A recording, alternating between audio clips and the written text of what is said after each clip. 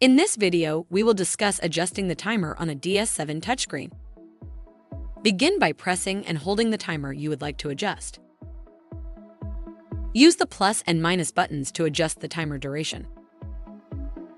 To adjust the seconds, tap the seconds portion of the time. Then use the plus and minus buttons to adjust. Use the volume slider to adjust the timer volume. Select Chime to change the tone when the timer is complete. Press the Home button in the top left corner of the screen to exit the menu and return to the home screen. If you have additional questions, please call customer service at 1-800-547-1883. A helpful A-dec associate is just an email or phone call away.